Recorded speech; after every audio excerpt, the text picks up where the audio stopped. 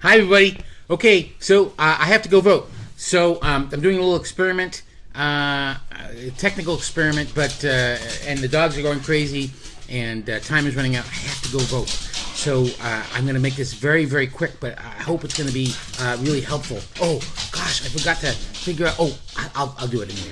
So today, make a choice, right? We're going to make a choice. Everybody who's listening to me is going to go vote, right? Or already has. Please, very important. Here's a one way of thinking about voting that I read about. When you vote, what you're doing is you're taking a little tiny bit of your political power, or all of your political power, and you're giving it to somebody for 2 years, or 4 years, or 6 years, or however long it is, and then they have that. And then they can go and use it. And then if you don't like the way they used it, then you vote for someone else. You take your political power and you give it to someone else. It's interesting. You don't vote people out of office as much as you vote for somebody else, right? But it's, at every point in time, you actually have the power at the election time. So now is the time when you exercise your power. So go exercise your power, man. Go exercise your power. I'm about to do that, and I have to do it really fast.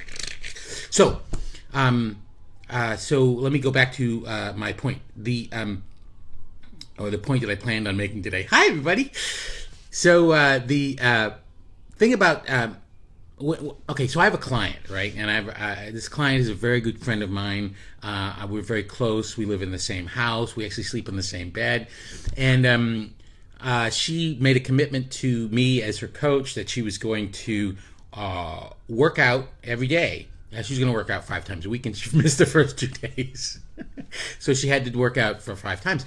And so last night at about 8:30, I said, "Oh, honey, I'm going to go to bed because I get up early. But you still have 20 minutes of exercise to do because you made a commitment." She said, "Oh, yeah." So she did it. So, I just saw that Joe Ringlehand said, he did it. He voted, so that's good. We got that going for us. Coffee time with John. That's what Kate Clark says. So I'm gonna have some coffee. Anyway, ramble. And she said, "John, with your other clients who you're not with, how do you have to figure out how to remind them, or people who read your book or something like that? How do they have accountability?" And I said, "Well, it's interesting that you say that, because I am writing a book. I'm writing a workbook about the 3 simple steps." And I took that to my writing group, and they thought a lot of it was good. But they said, the thing is that you really got to emphasize is the problem that everybody has is you can't. It's pretty easy to figure out what you want to do and commit to things, and then you don't do them. So you really need to have accountability. You have to have help to remind you or to be accountable for. So you have to have somebody else. And there's a lot of different ways you can set that up. But they said that was important. And then I said, well, yes, I think that's absolutely important. But I didn't want to put in any roadblocks. But they said, yeah. Put it in. So my message is, if you have something you want to do, start doing it. Don't wait until you find the perfect accountability partner. But if you really want to do something long term, you have to have an accountability partner. Now, here's the admission that I have to make. The secret that I have to make is that I don't do this podcast. I do this podcast because people are watching it. I don't do this podcast, or this is a broadcast, a Facebook Live every morning. I don't do it so that people will listen and watch.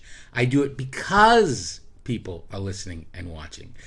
The fact that I did 1 or 2 or 3 and people said, "Oh, I like watching those and I want to see you," I said, okay, now I have an audience that I am responsible to, that I'm accountable to.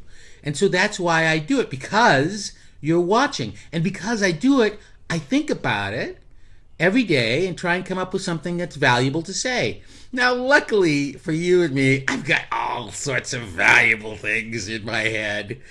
And pretty much everything I say is very valuable.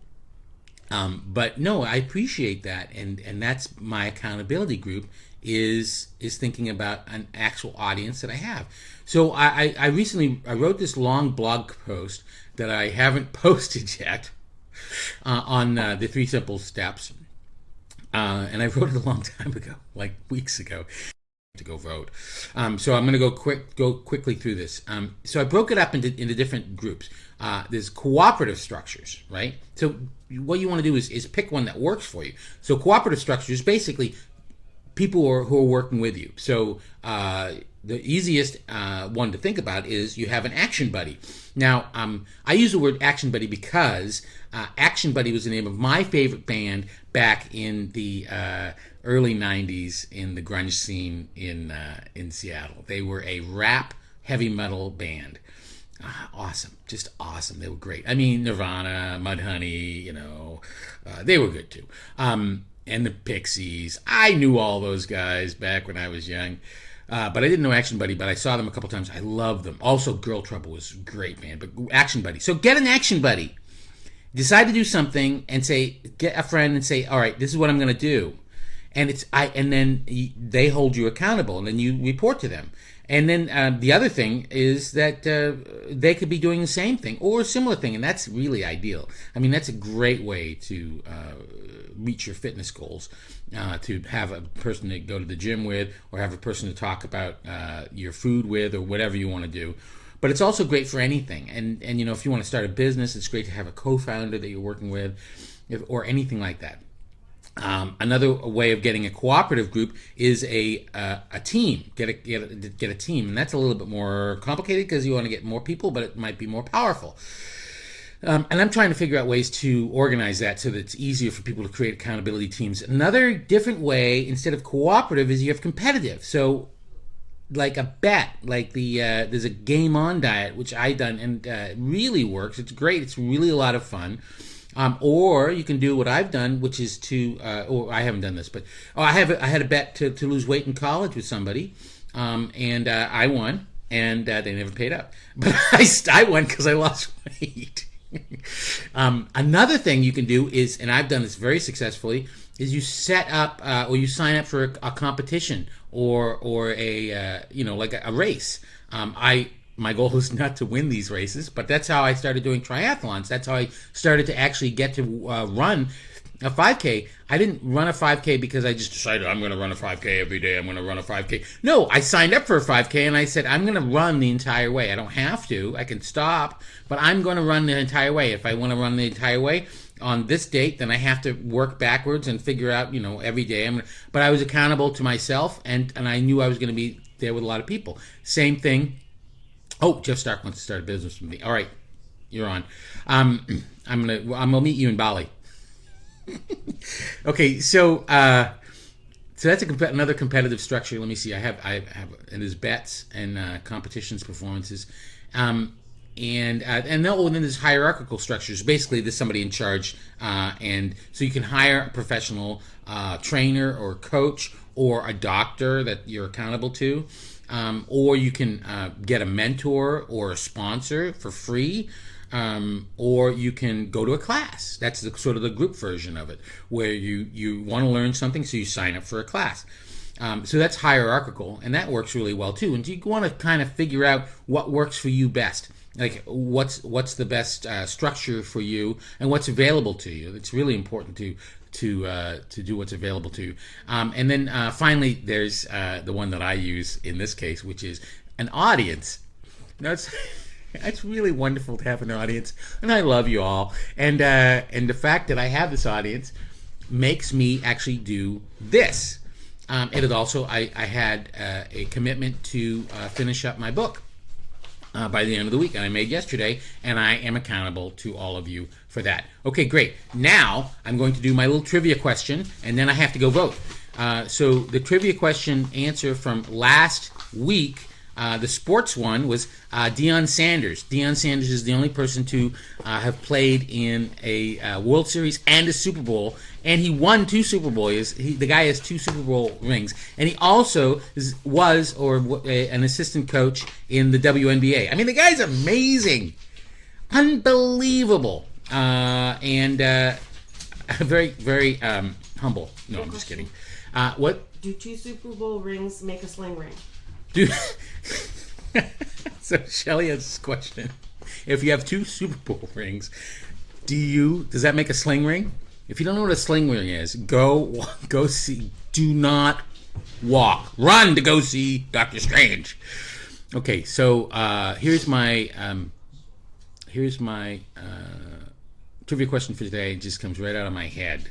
Who is the first person, and maybe the only person, to be President of the United States and on the Supreme Court of the United States? Okay? How about that? And here's another trivia question that I don't know the answer to, but I will find out. What third-party candidate, that's basically not one of the 2 dominant parties, which we've had ever since Adams, it's not Taft, Jeff. He wasn't first. What third-party candidate got the most votes? And we'll just say no third-party candidate has ever gotten any electoral votes for some reason. But what third-party candidate got the most popular votes? I suspect I know the answer, but I'll find out before tomorrow. Thanks, Kate. Kate Clark says, good one. All right. Go vote. You have today. You have a number of options. You can either vote, or you can vote, or you can vote, or you can vote, or you've already voted. Pick one. Not voting is not an option. Oh, this is my son. He's a handsome bugger. Goodbye. Have a great day. That's my assignment to you. Have a fantastic day. Love you. Bye.